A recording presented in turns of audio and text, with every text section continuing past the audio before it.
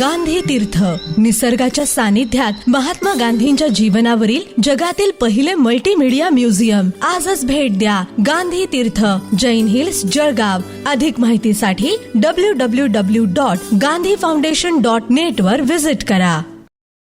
नमस्कार, आपण पाहत आहात अदालत टाइम्स न्यूज.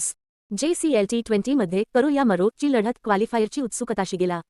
जळगाव प्रतिनिधी. जळगाव जिल्हा क्रिकेट असोसिएशनतर्फे आयोजित JCL T20 लीग 2026 स्पर्धेत उपांत्य फेरीच्या शर्यतीला जबरदस्त रंग चढला असून प्रत्येक सामना अत्यंत चुरशीचा ठरत आहे.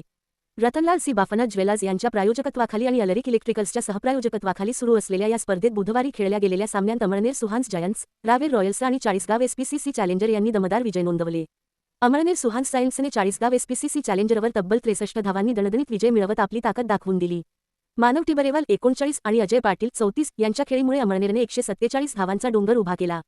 प्रत्युत्तरात चाळीसगावचा संघ केवळ 84 धावांत गारद झाला. मोहम्मद सैफच्या भेदक गोलंदाजीमुळे त्याला सामनावीर पुरस्कार मिळाला. दुसऱ्या सामन्यात रावेर रॉयल्सने पाचोरा SKT योद्धाजवळ 7 धावांनी थरारक विजय मिळवत पहिला विजय साजरा केला. यश नहारच्या सर्वांगीण कामगिरीने 31 धावा, 3 बळी सामन्याचे पारडे रावेरच्या बाजूने चुकवले. शेवटपर्यंत रंगलेल्या या सामन्याने प्रेक्षकांची उत्कंठा शिगेला पोहोचवली.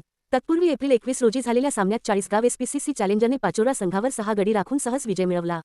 प्रशांत डोळे 37 आणि साहिल गायका 29 यांच्या दमदार फलंदाजीमुळे 106 धावांचे लक्ष्य चाळीसगावने अवघ्या 13.5 षटकांत पूर्ण केले.